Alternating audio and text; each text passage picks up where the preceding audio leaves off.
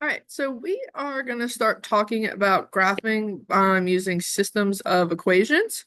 So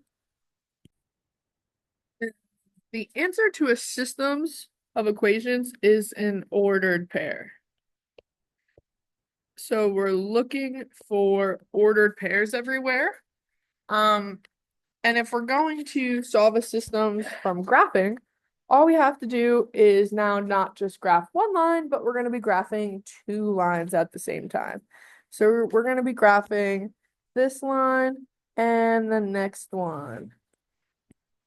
So we're going to be graphing this line and then this one. And they're both going to go over top of what we're looking for here. Okay, so looking at this first one, that first one, what is my y-intercept? Well, there's no number after the x, so that means my y-intercept is 0. So my y-intercept's 0. Then I'm going to move using my slope, which is 1 over 1. So I'm going to count up 1 over 1, up 1 over 1, and it's going to the right because it's positive. Once I can't go up and right anymore, then remember I go down and left. So just like before, we're just going to graph. We're going to then play connect the dots. Okay. And then we're going to work on the next one. So the next line has a y-intercept of +4. So we'll put a dot at +4.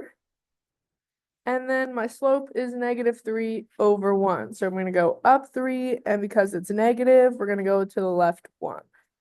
Down 3, left 1. Down 1, 2, 3, left 1. Down 3, left 1 until I run out of graph. And then I cross them.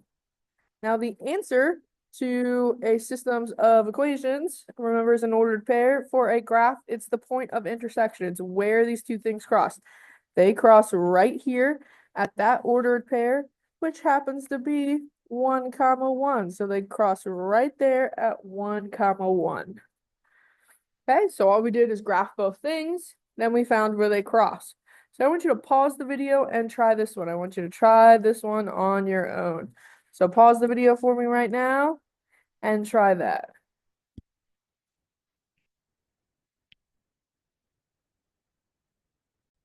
So hopefully this is what your graphs look like.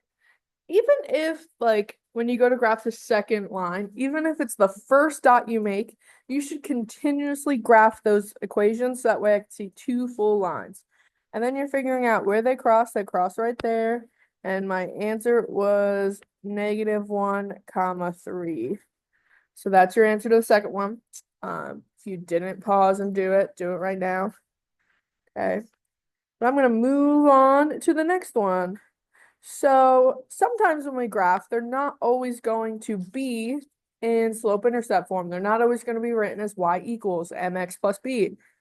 So you're going to have to solve for y. So in this case, we have to solve this bottom equation for y.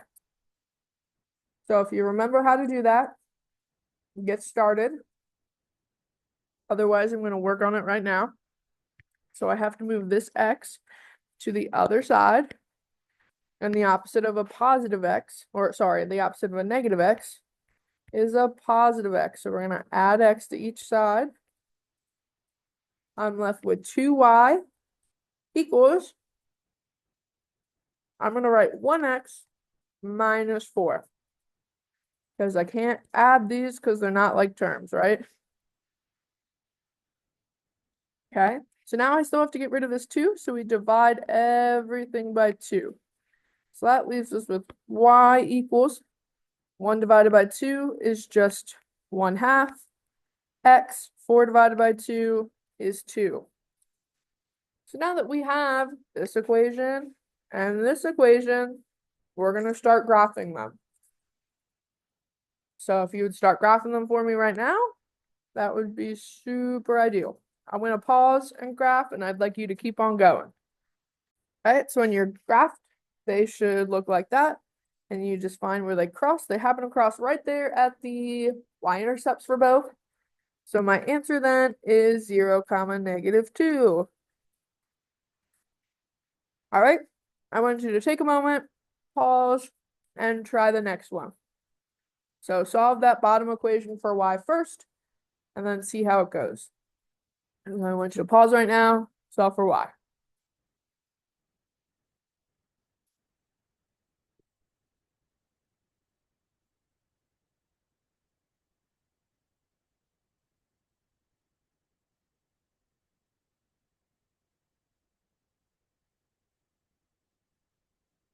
When you solved for y, hopefully you got negative 1x plus 2. And now you're just going to start graphing both of those.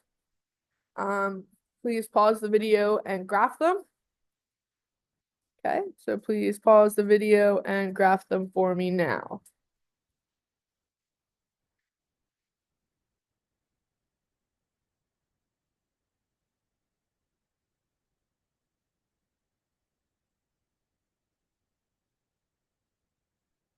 If you are finding things that they don't cross, that tells you did something wrong and that you should retry the problem. So if you're getting something that doesn't cross, that means you did either your y-intercept wrong, you counted wrong, something was not quite right. So double check how you graphed and then find the point of intersection and write an ordered pair, such as negative 3, 5 for that one. Okay. All right, flip to the back. Now we have to do word problems. Okay. So looking at this word problem, we want to figure out everything that's important. So autographs are 20 bucks, photographs are $50, and a total of 160. What else is important is we buy 5 items.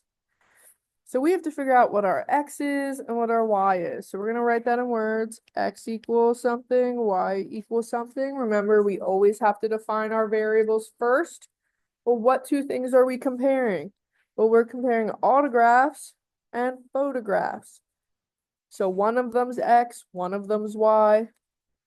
I'm going to make photographs first, rx, and autographs ry. I don't know why, I just felt like it. I will tell you, anything with money should always go in one equation. So money should always go together in one equation. So I see 3 things of money, money, money, money, right? So we're just going to put those with the things. So if we said autographs were $20, autographs are y, so I'm going to write 20y. The word and tells me to add photographs for $50. So 50 and photographs is x equals the total amount we spent of 160. So we're going to have to graph this. So we're going to have to solve. So I want you to pause and try to solve that equation. But right before you do that, I'm going to just reiterate where I got that number from. So again, $20 with the word autograph. We said autographs were y, so that's why it's 20y. Photographs were $50. Photographs were x, so that's how we got 50x. Always set it equal to the total. So there's my equation. You're solving for y by subtracting 50x on both sides. So you'd get 20y equals that, and then you divide by 20 everything. And when you solve these in your calculators, hopefully you get nice numbers. And if you get a decimal, remember we hate decimals, we want fractions. So hit the double arrow button and you should get this equation. Y equals negative 5/2 x plus 8. So now we're going to graph that. So I'm going to start up at 8. I can't go up and left, so I'm going to go down 5, right 2. And I can't do it again, so I'm just going to play connect the dots there. Okay.